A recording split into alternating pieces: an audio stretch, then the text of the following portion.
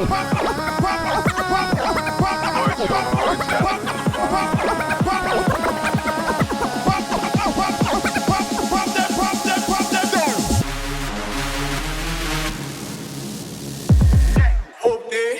I'm outside of some movie. Don't stop, pump that, don't stop. Blue cheese, I swear I'm addicted to blue cheese. Don't stop, pump that, don't stop. Pump that, pump that, pump that, don't stop. Bitch, I'm outside of some movie. Don't stop, pump that, don't stop. Pump that, pump that, pump that. Blue cheese, I swear I'm addicted to blue cheese. Don't stop, pump that, don't stop. Pump that, pump that, pump that.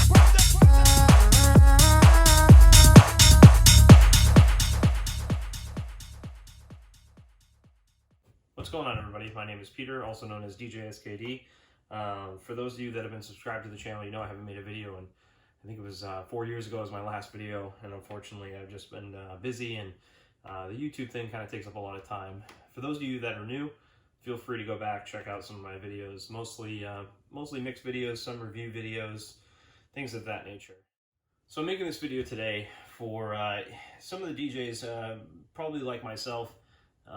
You know, obviously with COVID hopefully kind of coming to an end, you're getting back out into DJing, and you might be looking for an equipment upgrade, or just something you're thinking about getting into newer equipment for whatever reason, which is kind of where I was at. I've had a lot of equipment over the year. You guys can go back through my videos and see I've had some of the very first, you know, DJ controllers that worked with virtual DJ, even going back as far as using PC DJ, and moved all the way up into digital vinyl. Serato was obviously the kind of answer to that. So I've used just about everything. And the number one winner that has been for DJing for myself has been computer software DJing, basically, Serato DJ specifically, along with either digital vinyl systems or CDJs, or more specifically controllers. So that's kind of where I've started. And it's funny, I've always had the idea of all-in-one controllers in my head, but nothing has ever been not perfect, but even usable. Things have just they just haven't come that far until now. And I'm going to talk about that in this video with this all-in-one controller by Denon. So I'm going to try and break this up into a couple different parts. I want to talk about you know, I say older technology, or things that I've used, and maybe things that you're using right now. It's more specifically laptops with controllers, and there's millions of controllers out there, the really good controllers. The latest one that I was really interested in was the Rain 1, which is a motorized turntable controller that's, believe it or not, smaller than the Newmark NS7, but has bigger platters. So it was really interesting to me. But I didn't go that route, clearly, and I'm going to talk about that. I'm going to talk about why I didn't go that route, and why I didn't go for the route of upgrading computers, new controllers, things like that. So I'm going to kind of get into that in this video. So again, maybe you're here and you're in the same position I am, where you're thinking about upgrading a laptop and a controller setup. To my left over here, I have a 2012 MacBook Pro, along with a Vestex VCI 380, which they don't make either of these anymore, clearly. You know, it's funny, I've had DJs come up to me, or people come up to me and say, why do you have such an old MacBook? And I actually had a brand new, at the time, 2018 MacBook Pro. For those of you that are familiar with Macs, they're obviously really stable computers. Mac has gone a direction with the USB-Cs and using dongles and things like that, and I just had issues. I had compatibility issues. Serato always kind of makes you pump the brakes when it comes to upgrading to either new Mac OS or new Mac computers. With the latest releases of the M1s, they're basically their own processors. It's just this constant compatibility game, and I was really getting tired of it, especially with all this new stuff. So that's kind of what got me in this direction. So again, that's pretty much why I've stuck with this MacBook, this 2012 MacBook Pro, because it's been compatible throughout the years with all the controllers I've used to it. Not only that, using nightclub hardware, which is normally, I've used Pioneer S9s, I've used Rain mixers with this computer. Never has an issue. That's why I've stuck with it. It also has the things like the original USB, which all of these controllers, there's no USB-C to USB-C. You can buy, obviously, dongles. You can buy cables that are specifically USB-C to this Type A. You can do all sorts of things, but this obviously has been the most compatible. So moving down, this is the Vestex VCI 380. Like I mentioned, they don't make it anymore. And the reason I have kept it is basically the same reason I've kept this old MacBook, for reliability reasons. This thing has been very reliable. It's been my main go-to rig for about, I don't know, geez, maybe six years-ish. Actually more than that. This is an older piece of equipment. It originally shipped with something called Serato Itch, which again, if for those of you that don't know, was originally Serato's intro into MIDI controllers and DJ controllers. And then as the software has upgraded, it is now fully compatible with Serato DJ Pro, which again has made, I've had no reason to upgrade. This thing has had all the features and the portability and the reliability that I've wanted. So this, again, being my main mobile DJ rig, this goes all in this backpack. This is a Magma Rotopack backpack. The laptop, the controller, the stand, all fits right in here. And I take that pretty much everywhere. You know, a lot of nightclubs, they do have CDJs, you know, 1200s installed. And I find myself, I bring this anyways. And sometimes, unfortunately, you know, club gear gets really beat up. Faders, caps are missing, or faders don't work, something like that. And I've actually, multiple times, have just taken this, put it on top of a nightclub's mixer and DJ'd off of this. And for its form factor, it does just about everything I need. It's fast. Everything, you know, I can scratch with it a little bit. Obviously, nothing beats turntables, as you saw in this video. I mean, you're able to scratch controllers. It just takes practice and time to learn how to do it, but it's totally doable. This thing having had all the performance pads, also very important was having multiple inputs. I actually I consider myself a nightclub DJ, but obviously us DJs, especially mobile DJs, we do weddings, functions, outdoor events, whatever it may be. So this has all the benefits of that. It has 2 microphone inputs, very important to me. You know, a booth output, all those things. So it was feature packed, and for what it has been over the years, it's been perfect. So this basically has been my ideal DJ setup for years. I've found no reason to change it because it's number 1, portable, number 2, reliable, and number 3, I can DJ fairly well on it. You know, I'm able to mix fast. I'm able to mix, you know, reliably, transitions, all that stuff. It's been the best rig. So this year, coming into 2021, having not DJed for a year, basically I was looking to kind of upgrade my equipment. Clearly, it's been years since I upgraded, and I started to look around. I started to think about new laptops. I started to think about new controllers, and apparently a year spent not looking around, this came out. This came actually out in 2020. So I'm going to talk about this controller, and more specifically the line of products that Denon has come out with in this kind of form factor. So here we are. This is the Denon Prime Go. This is not going to be a tutorial or review. It's basically going to be comparing this unit to a typical Serato, you know, or any DJ software-based computer with controller. I'm basically going to be making those references the entire time I talk about this unit. If you guys want tutorial, if you guys want review, there's plenty of videos out there. This is not that. So first thing, obviously, the coolest thing about this, battery powered. It's just amazing. I mean, obviously having a battery powered laptop with a standalone controller, this is everything in one. No extra wires, nothing to be knocked off a stand. That was really cool to me, and I've always kind of dreamed of having this kind of setup. So getting into the screen portion of it, Serato, again, is something I'm very familiar with, and having this ability not only to sync up with Serato, to have all my cue points, all my loops are dragged right over to this, but having the format and basically the crate section be exactly what my Serato is. I want to talk about the songs loading and how it relates to Serato. Basically, it's almost mirror-like. So I'm just going to go in here. It doesn't matter what I pick. and load, and then it brings you to the waveforms. Again, looking very much like Serato. You have your entire waveform here with the ability to scrub through the track and your cue points all lined up. Very, very much Serato-like. The other thing that was important to me that is not like a CDJ is having stacked waveforms. A lot of the times, obviously, I am using headphones to cue and mix music, but the visual cues of actually seeing the drum beats, snares lined up on top of each other is a huge advantage, especially if I'm not listening or I'm not paying attention to the headphones. I can honestly mix just staring at waveforms. I've been doing that for years with Serato, and I've gotten pretty good at it. So this was an easy transition to go into a waveform looking thing. I understand the new CDJs have this ability to stack waveforms, but in years past, CDJs have not been able to do that. So this was kind of a no-brainer for me.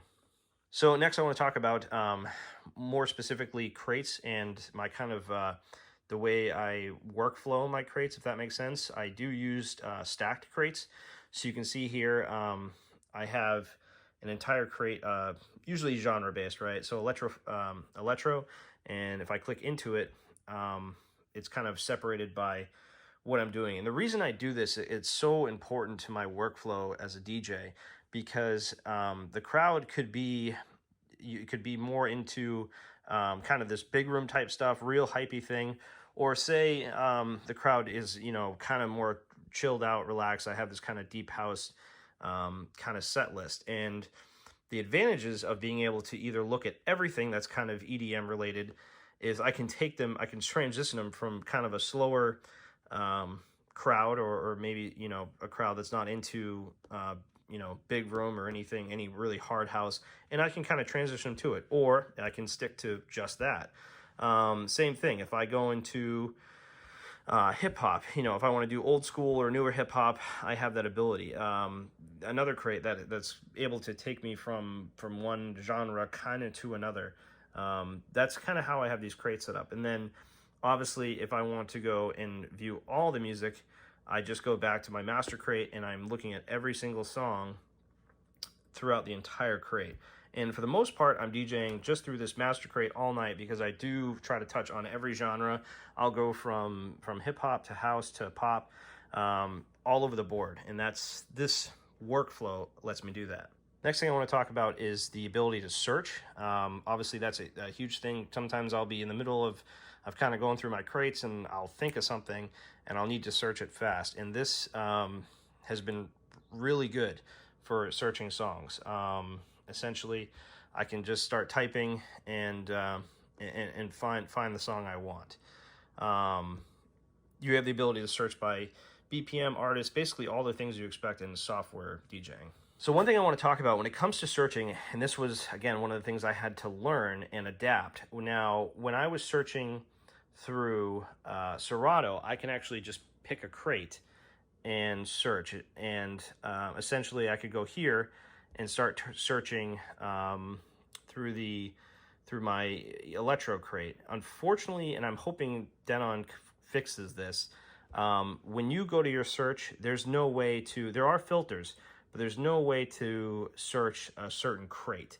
The only things you can search by artist, album, BPM.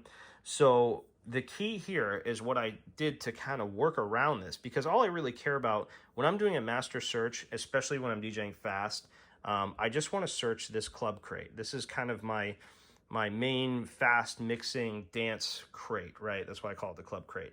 Now, when I go through search, if I had all the other music, because I DJ weddings, I DJ all sorts of events. So the fix with this was to make the club crate only on this external USB. And then here is an SD card filled with the rest of my music, all sorts of genres, weddings, slow songs, ceremony music, and basically every remix of every song.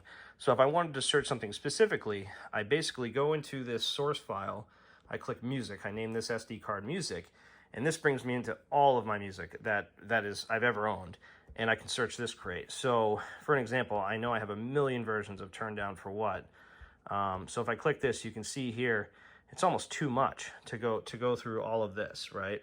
And I never play half of these remixes. If I go to here, I go back to my club crate. Again, I'm mixing fast. I need that one version of Turn Down for What. You can see that it's shortened the list by a little bit. These are the only Turn Down for What songs I have in this club crate. So kind of a quick way to get through your music is to have two separate sources.